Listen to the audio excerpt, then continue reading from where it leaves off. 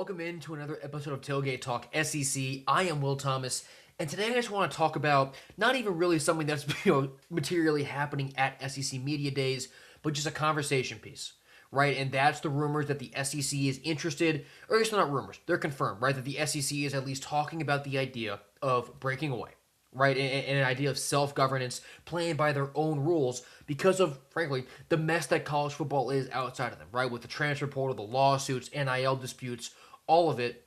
It's just so much. And, with how much power the SEC does have in college football, if they don't get a resolution that benefits them, they have an interest in going their own way.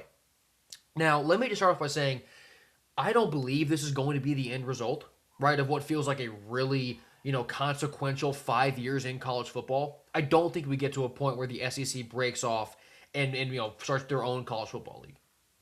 I do believe what Greg Sankey and Kirby Smart say, where it's not just a leveraging point, it's a real discussion. I do believe that. It can be used as a leverage point, but I do believe for certain that there are people in that room, right, in those rooms, whether it's coaches, ADs, administrators, that do truly want it, right, and that see a path for it to succeed.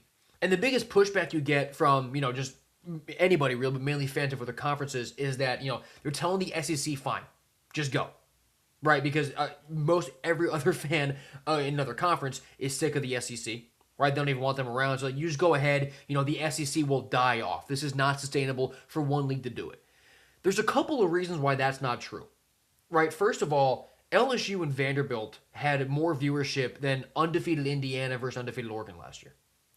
The SEC gets the most eyeballs in the country, right? And it's not even just fans of those teams. It's just if you're just like a casual college football fan, the fact of the matter is that you will turn on an SEC game most of the time before another football game. And that is entirely independent of the fact that the Big Ten's won 3 championships, which is the biggest rebuttal to that. That has literally nothing to do with the quality of a product on any given Saturday. The SEC gets more eyes. And the more important point of this, I think, is that if the SEC is to break away, they wouldn't just be leaving with the 16 teams that are currently in the conference. Right? I mean, Texas Tech and BYU, they could maybe leave the Big 12. Clemson, FSU, maybe even Miami, North Carolina, right? These are schools that have been talking about leaving the ACC. You can even look at some of the Big 10 teams, right? If the SEC is moving out of the NCAA, that might pick up the phone and just sort of wonder what their plans are. If the SEC does end up breaking away, it will not be the 16-team conference it currently is. It will be those 16, or honestly, maybe they cut some of the fat, right? Maybe the bottom 4 or 6 teams, and they're going to take some of the best teams from the other 3 Power 4 conferences. That's what would happen. That's what would happen. And that, in large part, is why I don't think this is really a future, reality.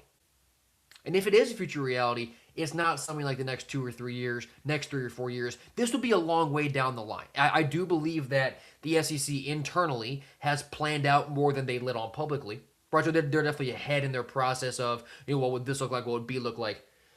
This is not something that's going to happen.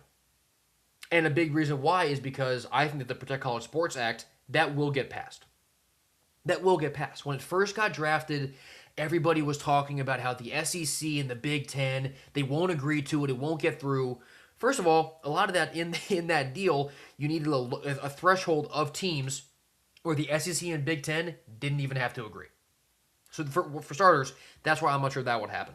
But really their biggest opposition to it, their biggest leverage point is we'll break away, Super League, things like that. But it's the same thing as any normal business negotiation. Right? It's just in the world of sales, in the world of business. Whether you are acquiring or selling an asset or a company, your first offer is not something that you actually believe is going to be the final deal. If you're buying, you offer way low, you hope they say yes. If you're selling, you offer way high, you hope you say yes. Ted Cruz and Maria Cantwell, and everyone they worked with, they put that first draft together knowing that the SEC and the Big Ten were not going to agree to it. It was on the far extreme of what they would not like. Because then you negotiate. You work through the parts of the deal that work for everybody, and you get to a middle ground.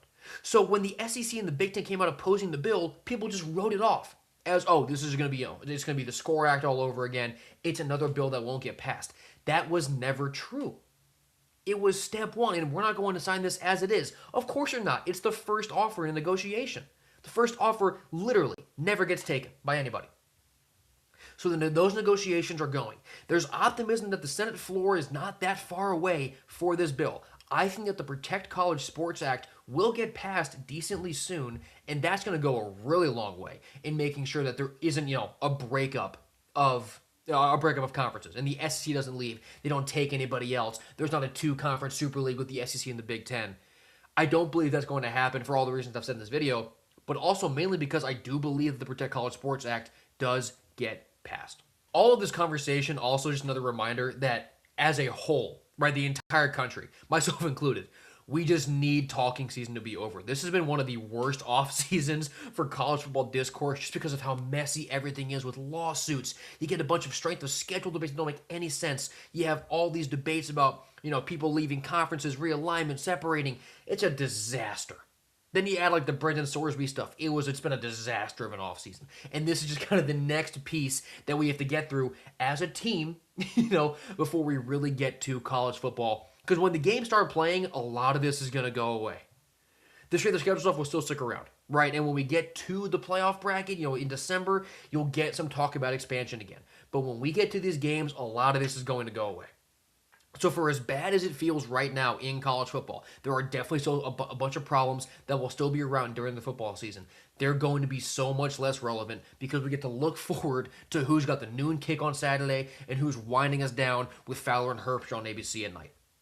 It's going to feel so much better when the season kicks off. But just in terms of could the SEC break away after what Greg Sankey and Kirby Smart said this week at SEC Media Days, I do believe that they are considering it.